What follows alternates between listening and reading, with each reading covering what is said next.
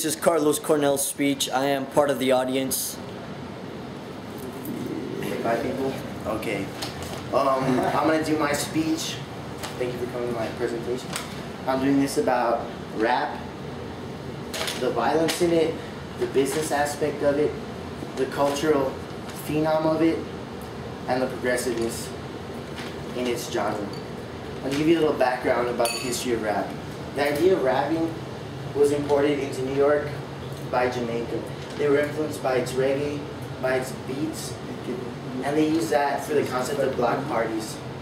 Back in the day, in the 70s, 60s, block parties were like the thing to be. There were these like incredible parties, and then they would just have a good time, and they would have disc jockeys, otherwise known as DJs. And you know, these DJs, they would just keep going, keep making songs, and everybody would just be loving it. And the whole idea behind rap was like, it was conceived in the boroughs of New York, and it was like a lower social economic thing. So if these people ever wanted to have a good time, they would just go to a party, and they would just, you know, they enjoy themselves, enjoy the music. But at that time, it was just a little bit of reggae, influenced by beats, percussions, drums, and eventually it grew into something more. And disc jockeys, they're like the equivalent of rappers now.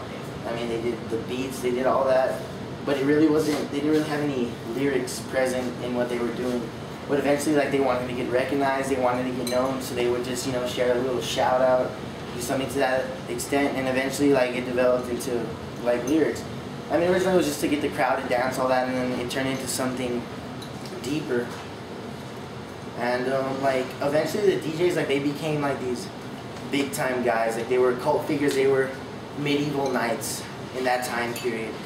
And they would do, like, they would have, like, battles between each other. One guy would be DJing against another guy, and eventually it formed the basis for rap battles. In 1977, the Bronx was divided into three, like, main sects, influenced by, I guess, the rap / Jamaican culture. Bombada in the southeast, Hercules in the west, and Grandmaster Flash in the center. And this is also, the three segregations also established, like, the concept of gangs within the rap culture. And as it developed in the 70s, the first rap record, true rap with a lyricist, percussion, a DJ, an artist, was the Sugar Hill Gang's Rapper's Delight. And I mean, that's a very popular song from its conception. It's been a long mainstay in American culture. And also Curtis Blow came out with Walker Christmas Rapping and The Breaks, which is, you know, The Breaks is a very famous song. And The Breaks was actually the first rap song to be deemed gold by the Billboard Society, and that it had been downloaded, well, not downloaded, but it had been recorded and distributed several times. After The Breaks, Grandmaster Flash established himself as a mainstay in the MC game, and he added like a little different flair. Like, it wasn't about shout outs to himself or complimentary style. Like, it was about the ghetto and social issues that hadn't been, like, present before. And along that time, the DJ evolved. He wasn't just about making beats, he incorporated scratching discs, which became a huge transition in the rap game. And as that progressed and rappers became more influential and they developed their skills more, they incorporated, like Grandmaster Flash incorporated socialism, the ghetto life, and just their life in general. And that's when Public Enemy became a notable name in the game and in the culture of lower social class, lower income families. And the thing with Public Enemy was they were all about talking about political issues and, I guess, educating the youth about what they wanted. They saw this idea of using rap as an enforcer to, well, not an enforcer, but something to establish something grander than ghetto life and guns and drugs. They saw it, you know, they educated the youth about education, to be politically conscious of how their lives are, to grow into something more. And as the Public Enemy era ended, it came the Beastie Boys, which were the first notable white group of rappers.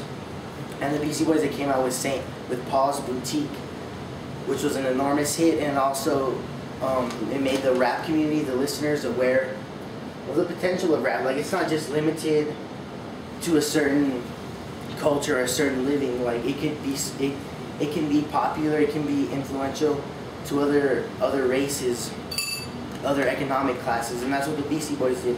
They incorporated their lives and they made it into something popular that everybody could listen to, and you know they incorporated their beats, a different style than what DJs had, and it evolved into something grander than they ever expected.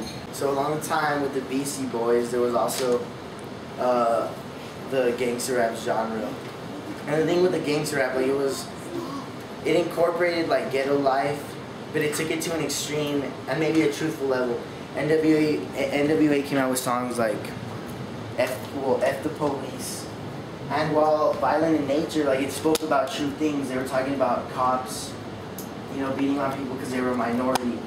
And I mean, those instances have happened, so the rap was true, and it was about something real, but it shocked society for what it was with the profanity, the defiance of authority. But the truthful aspect of it really made it relevant in this rap game, because it had never been done. People talked about their lives, but they kept the profanity at a minimum. And they tried to make it a little bit friendlier, but you know, NWA, they came out with an aggressive approach, and they really let us in to their lives. So as like the violent aspect of hip hop came to fruition, I mean, others had views on it and they had comments, and one most notable was Reverend Al Sharpton. And he just spoke about how like the violent nature of hip hop and what it portrayed just reflected poorly on like the African American culture and lower income families as well. Like it promoted this idea that everybody's violent, or we all have guns, or we all demean women. And like at a personal standpoint, I agree with that statement, but I also acknowledge the progressiveness of hip hop and the strides that it's made now.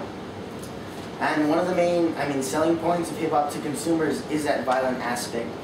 Like artists will include certain things that maybe they wouldn't if they wouldn't sell more records, but they talk about, you know, they list all these profanities, all these violent aspects in order to get, you know, white suburban teens to buy in what they're saying, and to present this like shocking aspect to a culture that they really don't understand. Okay. Here's an example of the violent lyrical content that rappers displayed in that time period, and even present day. Now I'm gonna read you a little salmon from Tupac Shakur's "Hit 'Em Up," and in one of the parts of the song he says, "Get out the way, get out the way. Biggie Smalls just got dropped. Little move past the Mac," which is to gun, "and let him hit him in his back. Frank White needs to get strapped, right for setting up traps, little accident murders. And I've never heard of you let gats attack when I'm serving you." And that's just like that little segment, and I mean it directs it at other people present in the rap culture, and it just illustrates like the violent nature of it all. But also there was like this white light in hip hop, like amidst the violence and all the other facets of it. It also showed like this progressive nature that hip hop held, and maybe a little bit about what it stood for and what was its main goal. Along with the progressive nature of hip hop, along came like this idea of, you know, this business incorporating mentality and community involvement. Like rappers weren't just using their raps to sell records and all that. Like at times they were, but a big thing was, you know, getting life outside of the ghetto, providing better for families, you know, their families. So they incorporated, you know, lines of shoes, clothing, and they developed like industries for what they wanted to accomplish. And in turn, they became more successful, and they brought about a more aware approach to what they were trying to do. And along with the business aspect came the idea of community involvement. You know, KRS-One, he was a long-time user of explicit lyrics, and recently, as his best friend was shot and killed, he became an advocate for anti-violence. And that's really where hip hop has gone now. They've been against, you know, violence, demeaning women, and they're advocates for, a better approach at living, better approach to regarding women, and just a better approach to life, and just educating the youth, and trying to spread their wealth and fame to something bigger than they are and something that they experience. Yeah.